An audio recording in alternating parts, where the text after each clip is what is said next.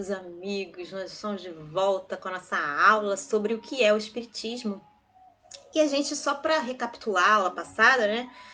A gente explicou como o Livro dos Espíritos foi feito, por que Allan Kardec assinou o livro como Kardec, né, e não como o professor Rivail, qual o êxito que a obra alcançou e sobre a revelação do Espírito, né, verdade, ao professor, que também revelou mais tarde a sua missão.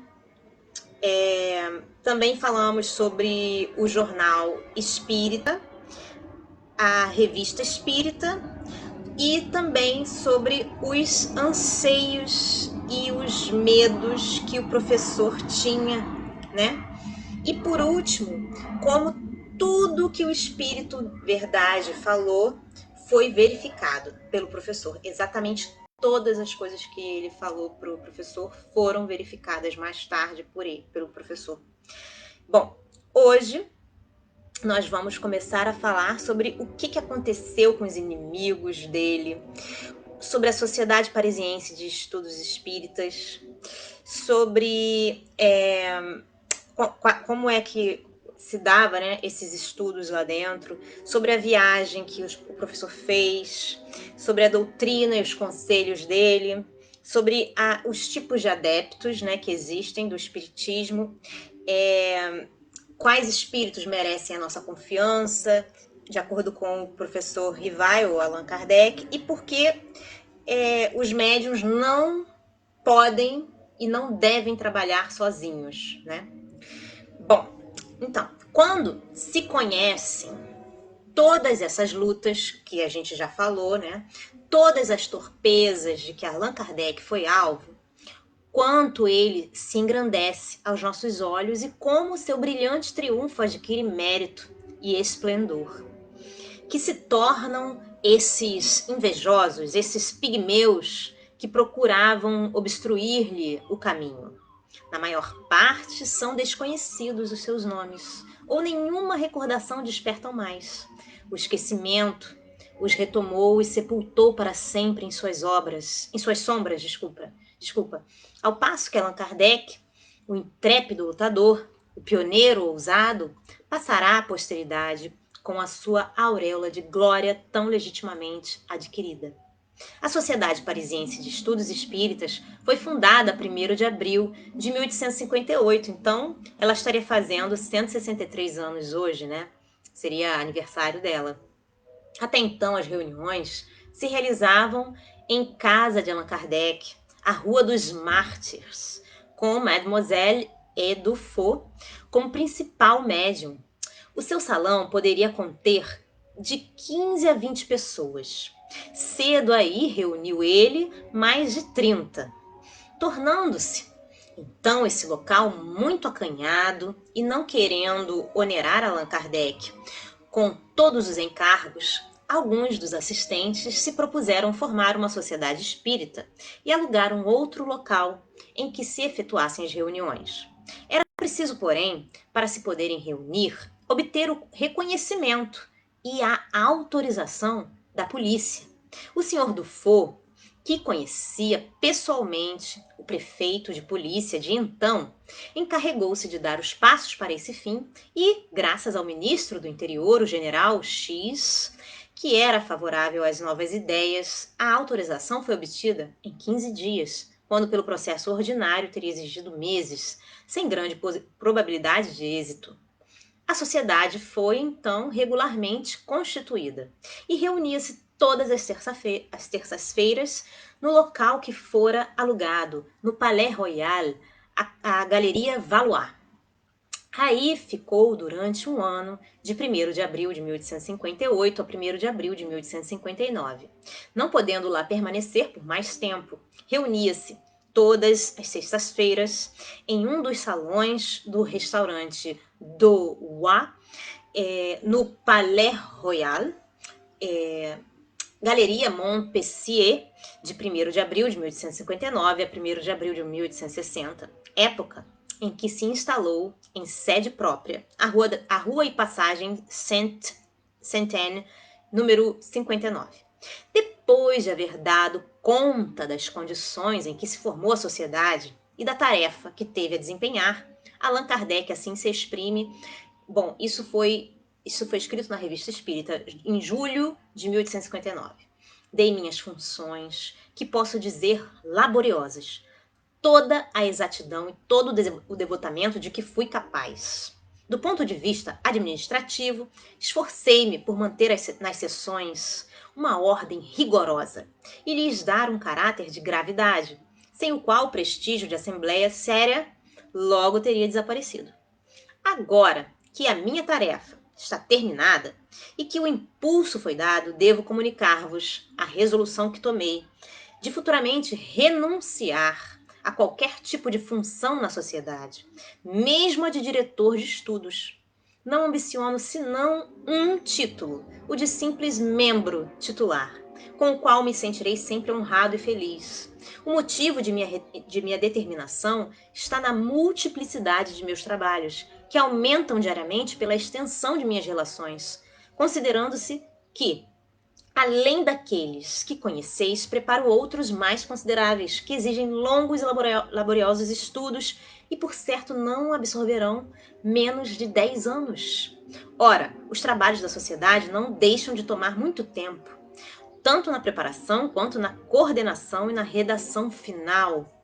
Além disso, reclamam uma assiduidade, por vezes prejudicial às minhas ocupações pessoais, e tornam indispensável a iniciativa quase exclusiva que me conferistes.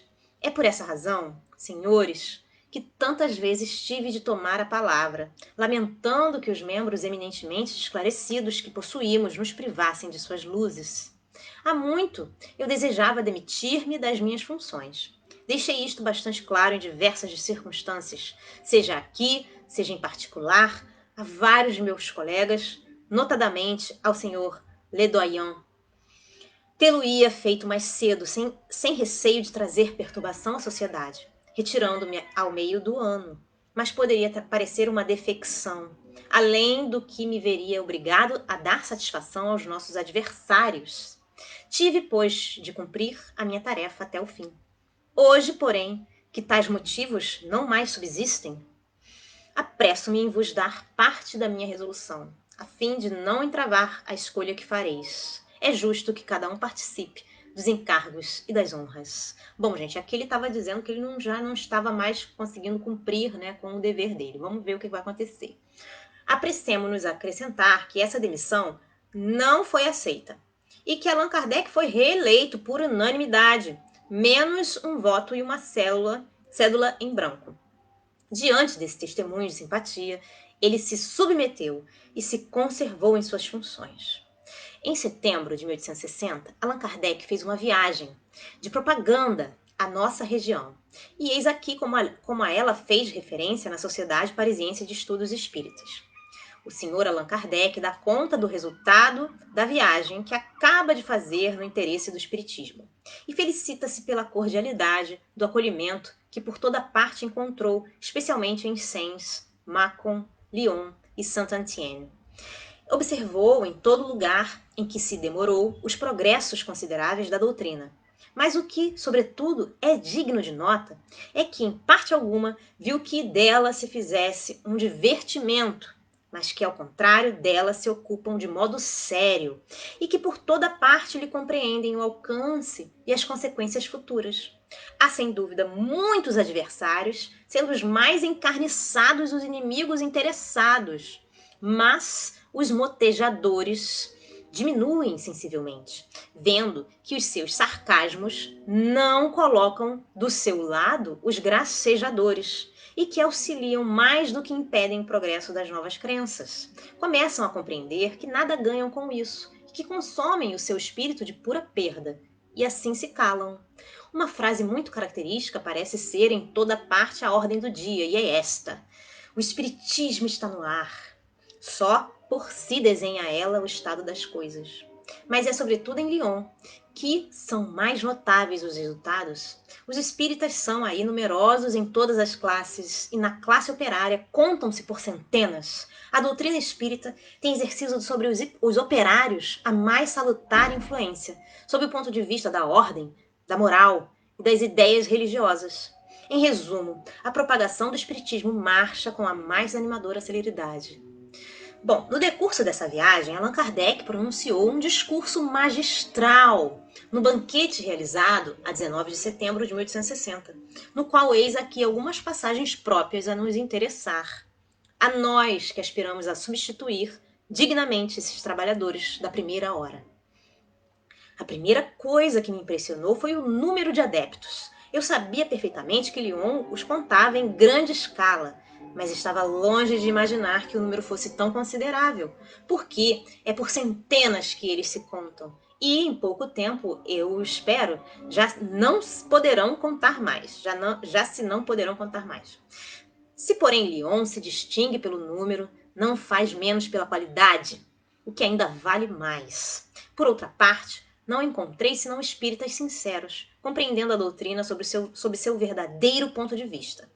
Há, meus senhores, 3 categorias de adeptos. Aí é muito importante a gente salientar porque, a gente precisa saber quais são as categorias.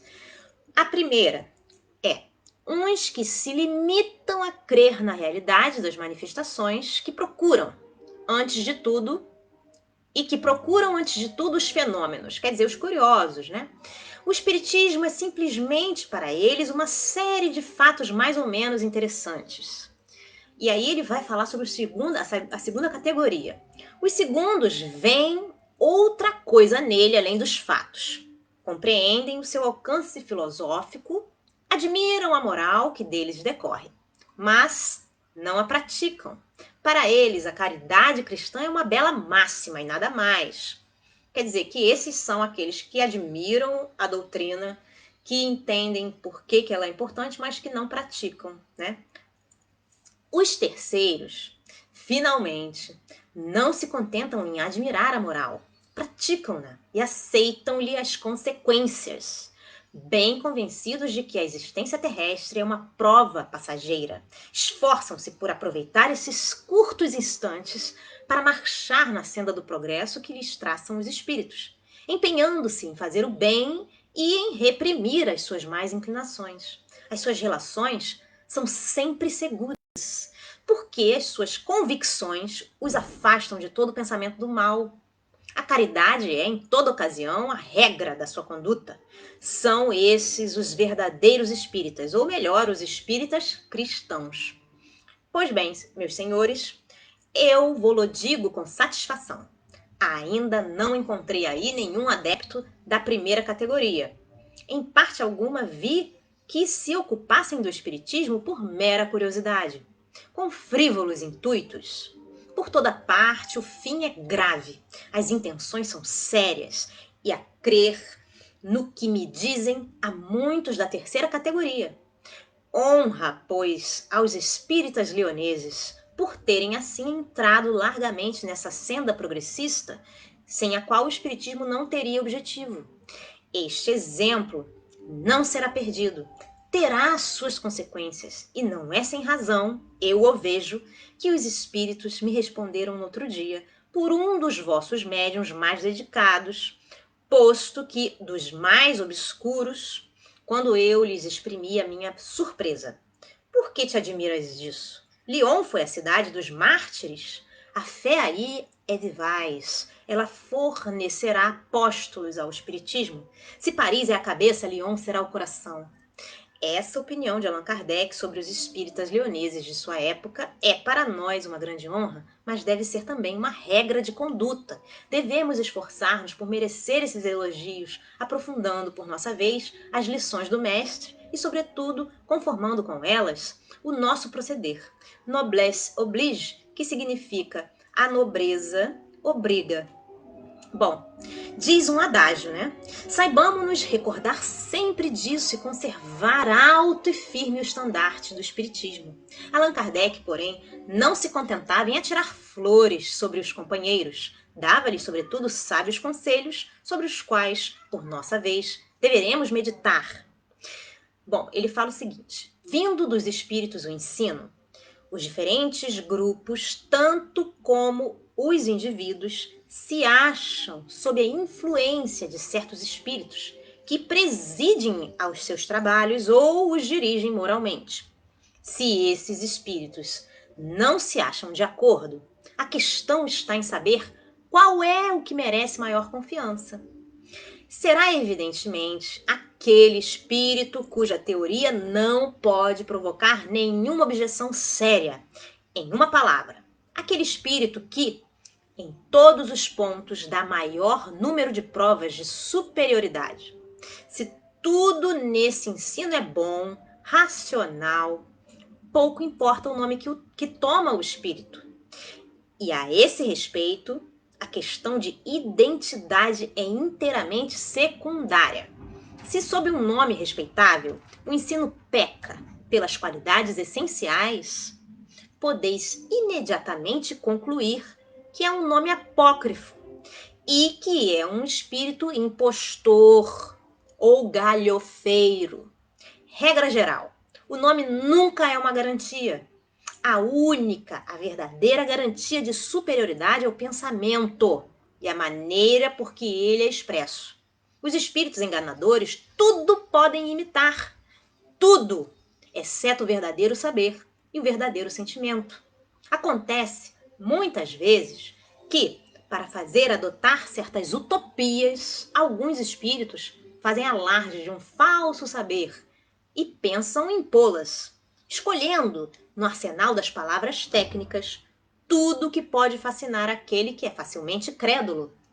Eles têm ainda um meio mais certo: é afetar as exterioridades da virtude com o auxílio das grandes palavras. Caridade, fraternidade, humildade. Esperam fazer passar os mais grosseiros absurdos e é o que acontece muitas vezes quando não se está precavido.